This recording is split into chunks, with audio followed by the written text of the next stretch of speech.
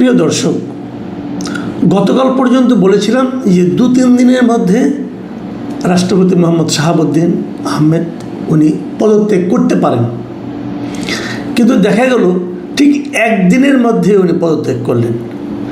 আজকে শুক্রবার 24শে জুলাই উনি পদত্যাগ করেছেন। উনি 2023-এর 24শে এপ্রিল দায়িত্ব নিয়েছিলেন আর 2026-এর 24শে জুলাই পদত্যাগ করলেন। ওনার মেয়াদ কিন্তু ছিল 2028-এর এপ্রিল পর্যন্ত। তো উনি প্রায় 2 বছর আগেই, 2 বছর একটু কম হবে, 2 বছরের আগেই উনি পদত্যাগ করলেন। এবং কালকে আমরা যা ভেবেছিলাম যে উনি স্বাস্থ্যগত কারণ দেখিয়ে পদত্যাগ করবেন, কারণ রাষ্ট্রপতির পদ থেকে পদত্যাগ করার যে পদ্ধতিগুলি আছে তার মধ্যে যদি দ্রুত পদত্যাগ করতে হয় তাহলে এই যে নিজে থেকে পদত্যাগ করা স্বাস্থ্যগত কারণ দেখিয়ে অথবা অন্য কোনো কারণ দেখিয়ে, সেটাই হলো সবচেয়ে সহজ এবং দ্রুত গতিতে হয়ে থাকে। এর মানে হচ্ছে ওনাকে বেশ দ্রুত গতিতেই নিজের পদ ছাড়ার ব্যাপারটা কনফার্ম করতে হয়েছে। প্রশ্ন হচ্ছে কেন এই তাড়াহুড়া? কিছুটা তাড়াহুড়া যে হয়েছে তা আমার কোনো সন্দেহ অন্ততপক্ষে নাই, অনেকেরই নাই।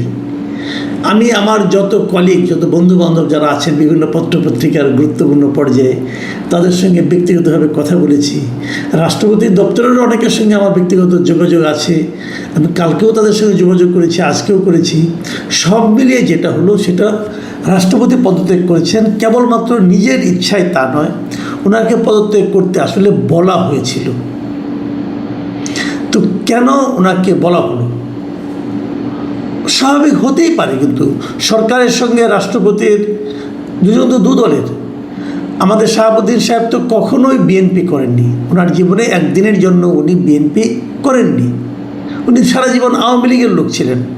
আওয়ামী লীগের লোক হিসেবে সরকারের বিভিন্ন গুরুত্বপূর্ণ জায়গায় বসেছেন এবং উনি আওয়ামী লীগের যে সরকার প্রধান ছিলেন শেখ হাসিনা, তার কাছে এতটাই গ্রহণযোগ্য ব্যক্তি ছিলেন যে তার দলের অনেক সিনিয়র লিডারকে বাদ দিয়ে ওনাকে এনে রাষ্ট্রপতি বানানো হয়েছিল।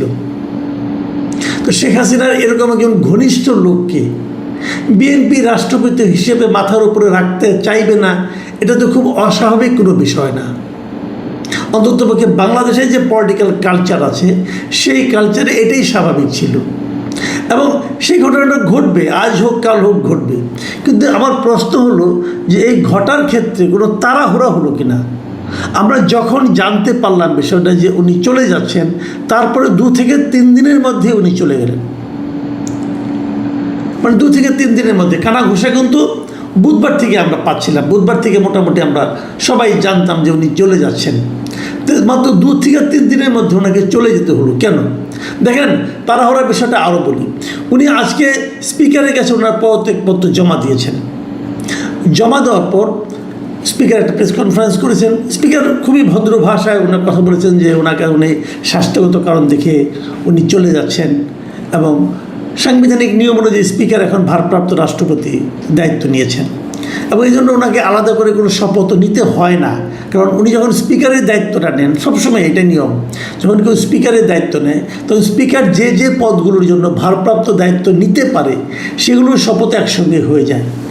কাজেই উনি তড়িঘড়ি করে ভারপ্রাপ্ত হিসেবে, রাষ্ট্রপতি হিসেবে দায়িত্বটা নিয়েছেন অলরেডি। প্রশ্ন হলো, স্পিকার কিন্তু কালকে পর্যন্ত দেশে ছিলেন না।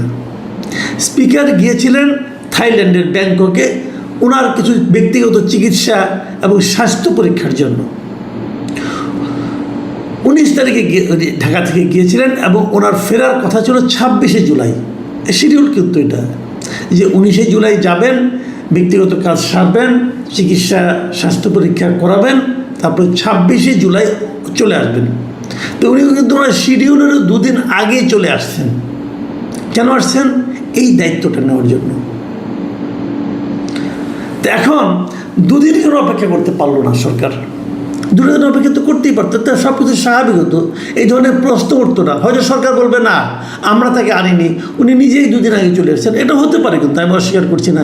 চিকিৎসা হয়ে গেছে, স্বাস্থ্য পরীক্ষা হয়ে গেছে, ওনার ব্যক্তিগত কাজ তাড়াতাড়ি হয়ে গেছে, বিদেশে থাকতে চান নাই, দেশে চলে আসছেন, হতে পারে। এবং এসে দেখলেন যে প্রধান প্রেসিডেন্ট তার কাছে পদত্যাগপত্র জমা দেওয়ার জন্য অপেক্ষা করছে। হতে পারে এগুলো, কিন্তু এই যে হতে পারাটা, এর মধ্যে এত বেশি কাকতালীয় ব্যাপার স্যাপার কাজ করছে যে মানুষের মনে সন্দেহ আসে।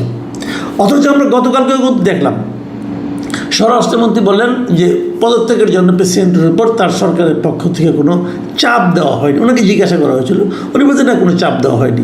এবং এটাই কিন্তু স্বাভাবিক। এই সরকারের সঙ্গে আমাদের শাহাবুদ্দিন সাহেবের যে সম্পর্ক আমরা দেখেছি গত 5 মাসে, এখানে চাপাচাপির কোনো আসলে বাস্তবতাই নাই। কারণ সরকারের সকল চাহিদা নির্দ্বিধায় শাহাবুদ্দিন সাহেব পালন করে গেছেন। সরকার যা যা বলেছেন, যেভাবে যেভাবে বলেছেন, সেভাবে সব কিছু উনি পালন করেছেন। কাজে এখানে চাপের কোনো প্রয়োজনীয়তা আছে বলে আমি মনে করি না। প্রেশার দিতে হবে কেন, তাড়াহুড়া করতে হবে কেন? কিন্তু বাস্তবে তো তাড়াহুড়া হলো তো। কারণ স্পিকারকে 2 দিন আগে নিয়ে আসা, এর মধ্যে ওনাকে ওটা জমা দেওয়া, এটা তো হলো। আচ্ছা, আমরা বরং একটা কাজ করি, আমরা বরং একটু দেখি যে পদত্যাগপত্রটি কী লিখেছেন। সেটা নিয়েও কিন্তু নানা ধরনের বিতর্ক এরই মধ্যে হচ্ছে। শাহাবুদ্দিন সাহেব পদত্যাগপত্র যেটা দিয়েছেন, উনি কারণ হিসেবে উল্লেখ করেছেন যে উনি কী বলেছেন সেটা আমি আপনাদের একটু পড়ে শোনাই হুবহু। কালকেও আমি বলেছিলাম এটাই বলবেন, উনি ওটাই বলেছেন যে আমি গুরুতর অসুস্থ, হৃদরোগ, উচ্চ রক্তচাপ, ডায়াবেটিস ও কিডনি জটিলতায় ভুগছি। খুব সবগুলি রোগী জটিল। আমার বাইপাস সার্জারি হয়েছে হৃদযন্ত্রে। ইদানিং স্বাস্থ্য পরীক্ষায় অটোনমিক নিউরোপ্যাথি নামক রোগ শনাক্ত হয়েছে। এই রোগের কারণে আমি মাঝে মাঝে ক্ষণিক অচেতন হয়ে যাই।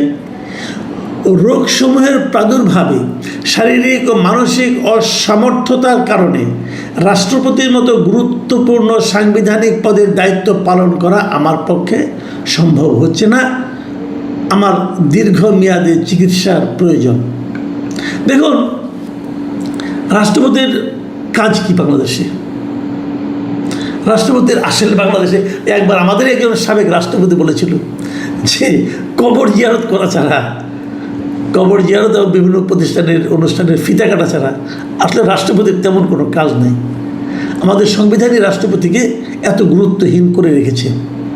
রাষ্ট্রপতি যা কিছু করবেন সব কিছু প্রধানমন্ত্রীর পরামর্শক্রমে করবেন। ওনাকে পরামর্শের বাইরে কিছু করতে পারবেন না। উনি নিজ দায়িত্বে মাত্র 2টো কাজ করতে পারেন। একটা হলো প্রধান বিচারপতি এবং প্রধানমন্ত্রীকে নিয়োগ দিতে পারেন। এই কাজটা, এই 2টা কাজ করতে পারেন। এটার মধ্যে ওনার জন্য কারো প্রধানমন্ত্রীর পরামর্শ লাগে না। উনি নিজ দায়িত্বে এই 2টা কাজ করতে পারেন। এছাড়া আর কোনো কাজ, যত কাজ উনি করবেন সব কিছু প্রধানমন্ত্রীর পরামর্শে উনি করবেন। কাজে ওনার যে খুব বিশাল কোনো দায়িত্বপূর্ণ কাজ করতে হয়, যে অসুস্থ হলে করতে পারবেন না, আমার কাছে তা মনে হয় না। বরঞ্চ ওনার দীর্ঘমেয়াদী চিকিৎসার প্রয়োজন এবং রোগগুলো যদি জটিল হয়, উনি যদি রাষ্ট্রপতি থাকেন তাহলেই বরং ওনার চিকিৎসাটা খুব ভালো হবে। কারণ এখন তো ওনাকে চিকিৎসা করতে হবে নিজ দায়িত্বে। আর রাষ্ট্রপতি হলে তো সরকারি খরচে চিকিৎসাটা করতে পারতেন এবং সেটা সর্বোচ্চ চিকিৎসা উনি করতে পারতেন। কাজে উনি তো বলতে পারতেন আমার এই রোগগুলো আছে, আমি চিকিৎসাগুলো শেষ করে নেই, তারপরে আমি পদত্যাগ করবো। তা তো বলেন নাই। উনি বলেছেন যে এই রোগের কারণে আমি চলে যাচ্ছি। ঠিক আছে, আমি এটাকে আমি অবশ্যই খুবই সৌজন্যতাপূর্ণ কাজ বলে মনে করি। উনি নিজে মনে করছেন যে আমি রাষ্ট্রের অর্থের অপচয় করতে চাই না, আমার চিকিৎসা আমিই করব, আমি এই দায়িত্ব পালন করব না। কিন্তু একটা প্রশ্ন আমি এখানে একটু করতে চাই, সেটা হলো উনি এর আগে আরও 2টো প্যারা লিখেছেন। সেই প্যারাগুলিতে উনি কী বলেছেন? উনি 5ই আগস্ট থেকে উনি কী কী করেছেন তার একটা সবিস্তার বর্ণনা উনি দিয়েছেন। উনি বলেছেন যে 5 আগস্ট 2024-এ ছাত্র জনগণ অভ্যুত্থানের মুখে তৎকালীন সরকারের পতনের পর দেশে শাসনতান্ত্রিক ও সাংবিধানিক সংকটের সৃষ্টি হয়।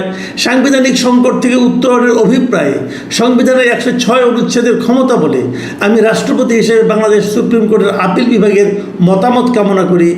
অতঃপর বাংলাদেশ সুপ্রিম কোর্টের আপিল বিভাগের পরামর্শক্রমে অন্তর্বর্তীকালীন সরকার গঠন করি। অন্তর্বর্তীকালীন সরকার রাজনৈতিক দলসমূহের পরামর্শক্রমে জাতীয় সংসদের সাধারণ নির্বাচন আয়োজন করে। এই কথাটা তার পদত্যাগপত্রে লেখার দরকারটা কি? এর সঙ্গে পদত্যাগের কী সম্পর্ক আছে? দেখুন, জামাতে ইসলামের একজন মানে গুরুত্বপূর্ণ নেতা এবং খুব বাংলাদেশের স্বনামধন্য একজন আইনজীবী মিস্টার শিশির মনির, তিনিও কিন্তু এই প্রশ্নটাই করেছেন যে এই কথাটা এখানে অপ্রাসঙ্গিক কিনা। আবার উনি আরেকটা কথা লিখেছেন, এরপরে যে প্যাটার্ন লিখেছেন সেটা হলো নির্বাচনের ফলাফলের ভিত্তিতে বর্তমান সরকার গঠিত হয়ে সরকার পরিচালনা করছে।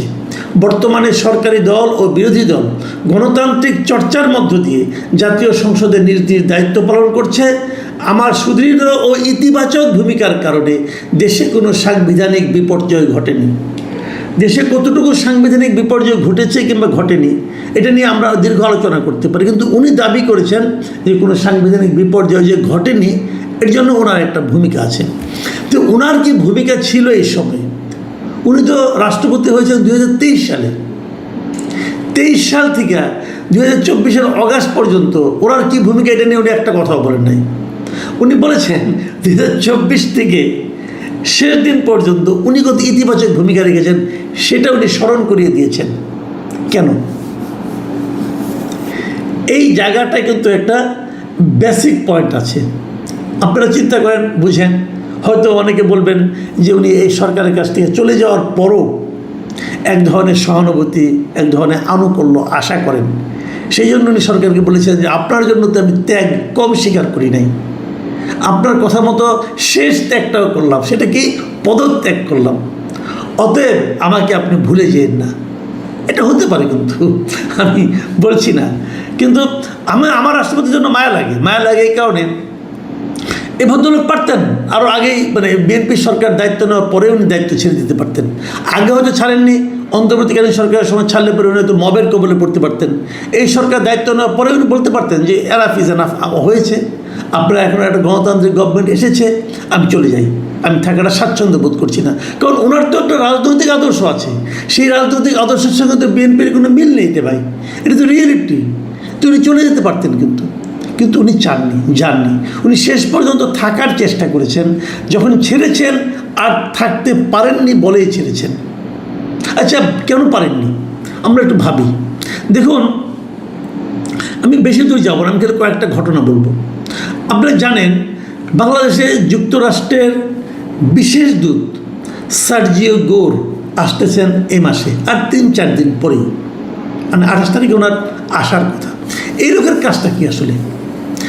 এই যে ডোনাল্ড লু ছিলেন একজন, আমরা শুনেছিলাম হাসিনার আমলে আসতেন মাঝে মাঝে, অনেক কিছু তছনছ করে দিয়ে গেছেন। এই ডোনাল্ড লু যে কাজটা করতেন ঠিক সেই কাজটাই কিন্তু এই সার্জিও গোর করেন। সার্জিও গোর কিন্তু আসলে যুক্তরাষ্ট্রের ভারতে নিযুক্ত রাষ্ট্রদূত, কিন্তু একই সঙ্গে তিনি মানে দক্ষিণ ও মধ্য এশিয়া বিষয়ক উনি যুক্তরাষ্ট্রের বিশেষ দূত, মানে যে কাজটা ডোনাল্ড লু করতেন উনি একই সঙ্গে দুটো পোস্ট হোল্ড করেন, মানে যুক্তরাষ্ট্রের দক্ষিণ ও মধ্য এশিয়া বিষয়ক বিশেষ দূত।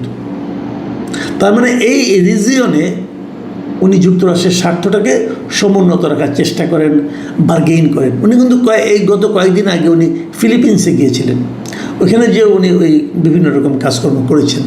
তো উনি আসছেন, তো ওনার আসার সঙ্গে কি শাহাবুদ্দিন সাহেবের দ্রুত চলে যাওয়ার কোনো সম্পর্ক আছে? থাকতে পারে। আবার অন্যভাবে যদি আমি বলি যে ভারতের যে হাই কমিশনার বাংলাদেশে এসেছেন মিস্টার দীনেশ ত্রিবেদী, উনি কিন্তু মানে হাই কমিশনার কিন্তু একটা অত বড় মানে আপনার না পোস্ট না, এটা মোটামুটি ধরেন জয়েন্ট সেক্রেটারি লেভেলের পোস্ট। এই পোস্টে এসেছেন উনি কিন্তু ভারতের মন্ত্রী পর্যায়ের একজন লোক, মিনিস্টার, কিন্তু অনেক একদম এরকম একটা সিনিয়র লোককে, পলিটিশিয়ানকে বাংলাদেশের রাষ্ট্রদূত করে মানে হাই কমিশনার করে ভারত পাঠিয়েছে। উনি এলেন, আমরা শেখ হাসিনার ঘোষণার কথা শুনলাম আন্তর্জাতিক সংবাদ মাধ্যমে, ইন্টারভিউর মাধ্যমে। আবার সার্জিও গোর আসছেন। এই সবগুলির মধ্যে একটা তাড়াহুড়া, কিন্তু হয়তো এখানে কিছুই নাই। আপনি বলবেন আপনি কেন আমি এত কিছু বানাচ্ছি না, আমি বানাচ্ছি না, ফেনাচ্ছি না। আমাকে একজন সিনিয়র সাংবাদিক, আমাদের খুবই ক্লোজ, উনি আমাকে আজকে একাধিকবার ফোন করেছেন।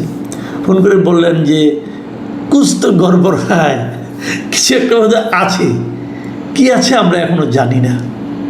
তবে এটা আলোচনা হচ্ছে, কিন্তু আলোচনা হচ্ছে তাড়াহুড়া কি করা হলো একটু, তাড়াহুড়োটা না করলে কি খুব ক্ষতি হয়ে যেত, অথবা কোনো ঝুঁকি কি কেউ অনুভব করেছে, অথবা কারো দিক থেকেই কোনো রকম চাপ ছিল যে আগে সরান, এখনই সরান? এই সার্জিওগুলোর আসার পেছনে কি তারেক রহমান সাহেবের চীন সফরের কোনো সম্পর্ক আছে? আমরা হয়তো আগামী কয়েকদিন অপেক্ষা করলে অনেক কিছু স্পষ্ট হতে দেখব। প্রিয় দর্শক, এটা নিয়ে আর সন্দেহ বাড়াই না, আপাতত এটুকুই থাক। সবাই ভালো থাকবেন। আল্লাহ হাফেজ।